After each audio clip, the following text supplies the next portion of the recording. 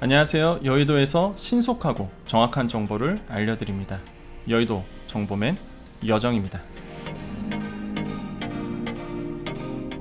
자, 오늘 내용은요, 정부가 방금 발표한 손실보상금 500만원 선지급 이 내용에 대해서 정리를 해드리겠습니다. 자, 바로 들어가겠습니다. 자, 방금이었습니다. 정부가 중대본에서 현행 사회적 거리두기를 2주간 연장하기로 발표를 했습니다. 그러면 가장 피해를 받는 분들이 또 소상공인 분들이겠죠. 그래서 소상공인 분들을 위해서 정부가 대안을 하나 내놨는데, 바로 손실보상금, 피해를 보게 된 소상공인들에게 1분기에 손실보상금 500만원을 뭐한대요? 선지급하기로 발표를 했습니다. 그 방식이 굉장히 중요해요. 오늘 내용의 핵심이라고 볼 수 있겠는데, 선지급 후 정산입니다. 근데 이게 무슨 내용이냐? 자, 그대로 읽어보겠습니다. 손실보상금 선지급은 손실이 발생하기 전 보상금을 먼저 뭘 해준대요? 대출해주고.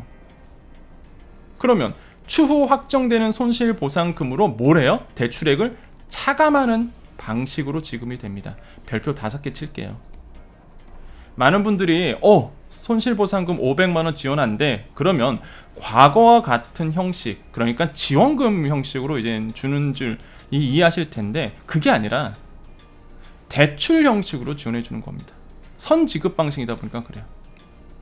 그러면은 나중에 이제는 실제 손실보상을 받으면 그 금액 가지고 차감하는 형식입니다. 자, 계속 읽어보겠습니다.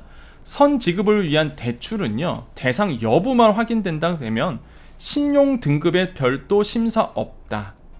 아니, 신속보상 지원금 받는데 신용 등급을 체크하나요? 라고 이제 질문 주실 텐데, 대출 형식이다 보니까 신용 등급을 원래 받는 게 정상입니다. 대출이잖아요. 그런데 이게 지원금 성격이다 보니까 또 별도 심사가 없다는 얘기예요. 두 번째 볼게요. 자, 이후 확정된 손실보상금으로 대출금을 상환하는데, 상환금에는 뭐가 돼요? 무이자가 적용됩니다. 자, 대출 형식이라고 그랬잖아요. 그러면 우리가 조기 상환 수수료 들어보셨죠?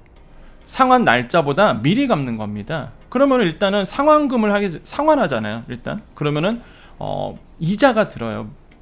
조기 상환 수수료가 들거든요. 그게 뭐야? 조기 상환 수수료가 없다는 얘기입니다. 이해되시죠? 대출 형식이다 보니까 그래요. 대출 형식이다 보니까. 아니, 무슨 지원금에 상환금이 조기 상환 수수료 왜 드나요? 이게 선지급, 이 대출로서 지원하다 보니까 이렇게 미리 고지를 하고 있습니다. 근데 이게 중요해요. 자, 대출금이 보상금보다 많을 경우, 그쵸? 나는 이번에 예를 들어 선지급해서 500만원을 받았는데, 내가 실제 손실보상액이 실제 따져보니까, 나중에 산정해 보니까 400만원밖에 안 나온 거예요. 그냥 그럴 경우입니다. 차액에 대해서 얼마예요? 이런 형식이라면 100만원의 차액이 있겠죠? 뭐 한대요? 1%의 초저금리와 최대 5년 상환기간에 적용된다. 이 뜻은 뭐예요? 100만원이 뭐가 된다고요? 대출로 남는 겁니다. 부채가 되는 거예요. 이 논란이 많을 것 같습니다. 다시 한번 정리해 드릴게요. 자, 내가 만약에 이번에 신속으로 해서 손실보상 선지급으로 해서 500만원을 받은 거야. 선지급으로. 근데 내가 이제 다 따져보니까 나중에 이제 손실보상금이 400밖에 안 나온 거예요. 그럼 100만원의 차이가 있겠죠. 그럼 이거는 내가 갚아야 돼요. 다시 토해내야 됩니다. 더 받은 거니까. 근데 난 당장 갚을 돈이 없는 거야. 그럼 뭐가 돼요? 1%의 초저금리로 대출이 되는 겁니다. 최대 5년의 상환기간이 적용되는 대출로서 남는 걸, 한마디로 빚이 되는 겁니다. 한마디로 부채가 되는 거예요. 논란이 많겠죠, 당연히. 여러분, 이거 알고 들어가셔야 되는 거, 그거를 강조하고 싶습니다.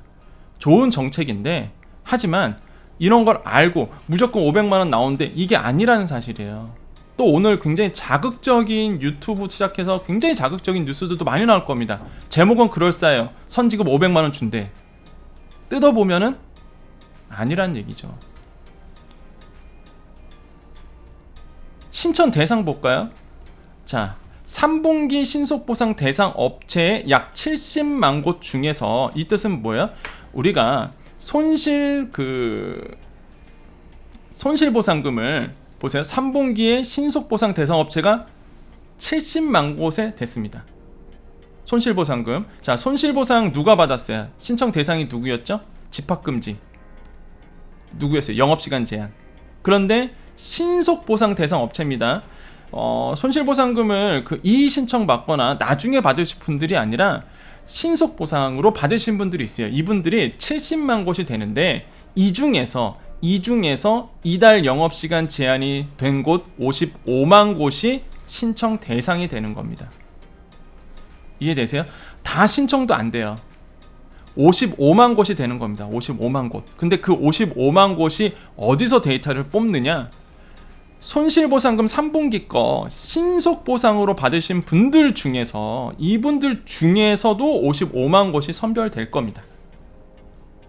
왜? 희망을 가지 너무 이렇게 나는 안 되는데 그렇잖아요. 많은 뉴스들도 그렇고 유튜버들도 그렇고 막 자극적으로 하잖아요. 막 다 신청될 것처럼 막 기대를 갖고 있다가 안 되면 그거 얼마나 허무합니까? 그러니까 명확하게 알고 있어야 돼요. 그러니까 손실보상금 3분기에 신속보상 받으신 분들 중에서 이달 영업시간 제한되신 분들, 이분들이 55만 곳, 이분들이 해당이 된다는 얘기입니다. 아시겠죠? 자, 여기서 제가 약간 더 힌트를 좀 드리자면, 이번에 방역지원금 받으신 분들 있죠? 1차로 받으신 분들, 1차 지급, 이분들이 대상이 누구였어요? 이분들이세요. 영업시간 제한되신 분들. 요번에 12월 18일부터 영업시간 제한 받으신 분들이 1차 지급 대상이었거든요. 방역지원금 요번에 100만원 받으신 분들. 근데 이미 65만 명이 지급이 됐어요. 지금 12월 31일 기준으로. 그 뜻은 뭐겠어요? 이번에 방역지원금 받으신 분들, 1차로 받으신 분들 중에서 손실보상 대상이 되는 집합금지와 영업시간 제한 이신 분들은 가능성이 있는 겁니다. 여기에 들어갈. 왜? 이 데이터가요, 이달 영업시간 제한된 이 데이터가 방역지원금 1차 받으신 분들이나 같기 때문에 그래요. 데이터가. 근데 그 중에서도 이제는 집합금지와 영업시간 제한, 손실보상 대상이 되신 분들이 55만 곳이 되겠죠. 이해되세요? 그래서 일단 55만 곳이라는 것만 기억하시면 되겠습니다. 아시겠죠? 자, 선지급 금액은요 500만 원이 이제 지급이 됩니다. 그런데 중요한 게 있어요. 손실이 발생한 올해 4분기와 곧 손실이 발생할 내년 1분기에 각각 250만 원씩 산정이 된 겁니다. 자, 500만 원을 받는데 이 500만 원이 어떻게 튀어나왔냐면, 아직 우리 4분기 손실보상 안 들어갔습니다. 그 2월 달에 들어가기로 돼 있어요. 스케줄상. 그러면 4분기 거를 땡겨서 받는 거예요. 거기서 반, 250만 원 정도. 반은 아니고 250만 원 정도. 그럼 또한 1분기 거에서 또 250만 원 정도를 땡겨서 먼저 준다는 얘기입니다. 이해되세요? 그럼 내가 만약에 4분기의 손실보상액이 250만 원이 안 돼. 그럼 토해내야 되는 거고요. 내년 22년도 1분기 손실보상액이 250만 원이 안 돼. 근데 난 이미 선지급 받았어. 그럼 나머지 차익은 또 토해내야 된다는 얘기예요. 이해되세요? 그래서 이렇게 산정이 됐다는 거 잘 기억해 주십시오. 그러니까 어려우신 분들은 그냥 500만 원만 받는다라고 이해를 해주시면 돼요. 그냥. 그리고 내가 만약에 손실보상액이 500만 원에 못 미칠 경우는 그냥 다시 토해내야 된다는 거. 갚을 돈이 없으면 대출로서 남는다는 거. 그게 핵심입니다. 자, 지급 시기 볼까요? 자, 정부는 선지급을 신청한 소기업과 소상공인 대다수가 설 시작 전에 받을 수 있도록 노력을 하겠다라고 발표를 했습니다. 아직 그래서 뭐 신청 사이트라든지 신청 어디서 받는지 나오진 않았어요. 조만간 아마 정부가 발표를 할 겁니다. 자, 주의사항 볼까요? 자, 선지급 방식은 그간 한 번도 시행된 적이 없어요. 굉장히 특이한 케이스입니다. 이거는 그만큼 소상공인들이 이번에 연장이 되면서, 거리두기가 연장이 되면서 어렵다는 것을 정부가 인지를 하고 있어서 제가 봤을 때는 무리수를 좀 더 쓸 거라고 생각을 합니다. 정부의 고심 끝에 나오는 첫 시도거든요. 과연 이게 소상공인 분들에게 안착이 될지, 이런 방식이, 선지급 방식이 한 번도 이런 적이 없어요. 그리고 아까 말씀드렸죠. 손실보상액이 덜 나오면 받은 금액 차액 토해내야 되는 케이스입니다. 굉장히 아마 논란이 많을 거예요. 혹시 압니까? 갑자기 3월에 대선 있잖아요. 갑자기 포퓰리즘 나와갖고 안 갚아도 돼. 뭐 그럴 수도 있어요, 정말로. 그러니까 논란이 좀 많을 것 같아요, 제가 봤을 땐. 그래서 물론 뭐 어떻게 될지는 모르겠지만 한 번도 시행된 적이 없는 첫 시도라는 거. 그래서 정부도 좀 리스크를 있을 거고요. 아마 소상공인 분들도 좀 리스크가 있을 겁니다. 그래서 뭐 이게 좋다 나쁘다의 의미는 아니에요. 그냥 팩트만 제가 전달해 드리는 겁니다. 정확하게. 팩트만. 정확히 알고 있어야 신청을 하시고, 정확히 알고 있어야 당연히 여러분께서 지원을 받으실 거 아닙니까? 손실보상금 그 3분기에 지원 받으신 분들은 당연히 이건 신청 들어가야 돼요. 일단은. 왜? 받아야 될 거 아닙니까? 뭐 나중에 내가 차액만큼 돌려주던 아니면 더 받을 수는 있는 거고. 그렇기 때문에 3분기에 손실보상금 받으신 분들은 이번에 꼭 만약에 요게 이제 구체적인 안이 나오면 무조건 신청하시기를 저는 권유드립니다. 받아야 될 건 받아야 되니까, 선지급하기로 했으니까 꼭 기억해 주시겠고요.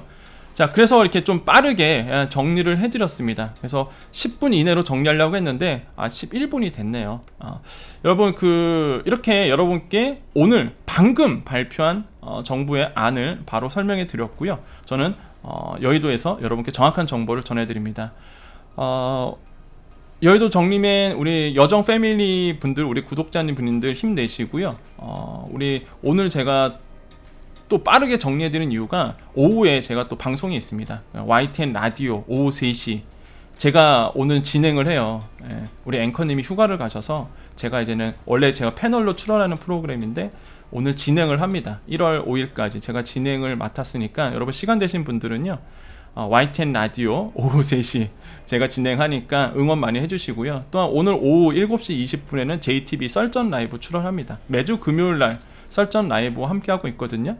그래서 오셔서 이렇게 많이 댓글로 응원 남겨주시면, 이거는 저희 구독자님께 말씀드리는 겁니다. 우리 여정 패밀리 분들에게, 우리 한 가족이잖아요.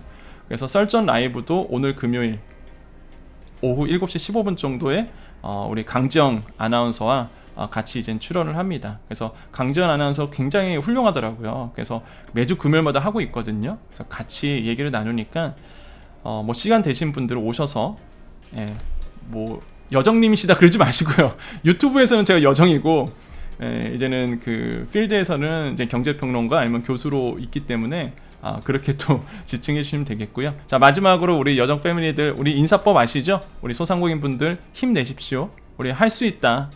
할 수 있습니다, 여러분. 충분히 여러분 할 수 있으세요. 그래서 항상 이렇게 할 수 있다, 할 수 있다.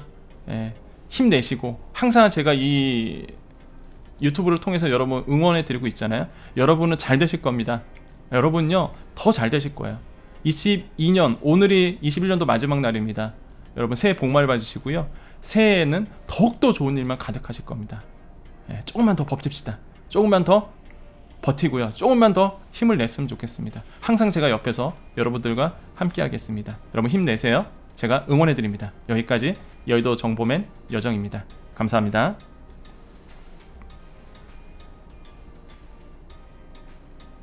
안 끝났네요. 자, 마지막 인사드립니다. 수고 많으셨습니다.